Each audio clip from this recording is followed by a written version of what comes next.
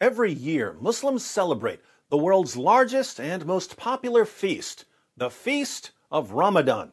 Food sales in Muslim countries skyrocket during Ramadan because Muslims gorge themselves with food twice per day. Ironically, Muslims call the world's largest and most popular feast the Fast of Ramadan. They think that binge eating piles of food is fasting.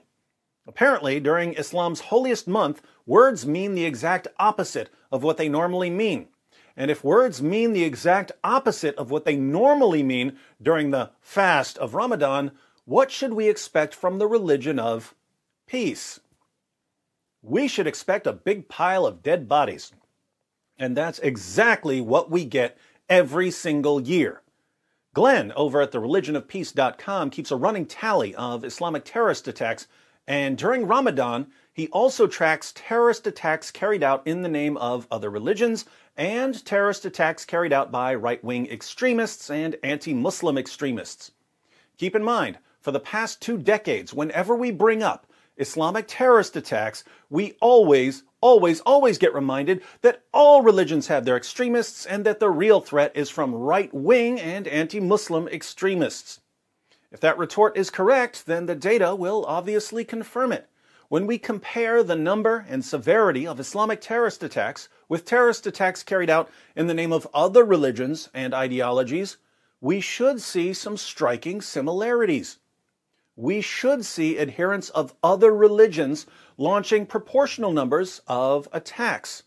And if right-wing and anti-Muslim extremists are the real threat, we should see even deadlier results from them. So, what do the numbers show? Drum roll.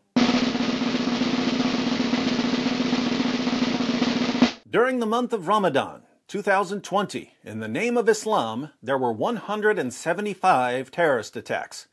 718 victims were killed. In the name of all other religions combined, there were 0 attacks and 0 kills. There were also 0 attacks and 0 kills from right-wing and anti-Muslim extremists. This is pretty much what we see year after year after year.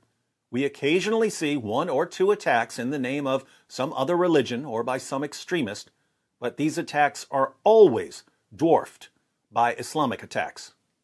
Apart from that, the number of Islamic attacks and the number of victims of Islamic attacks are usually higher than they are this year.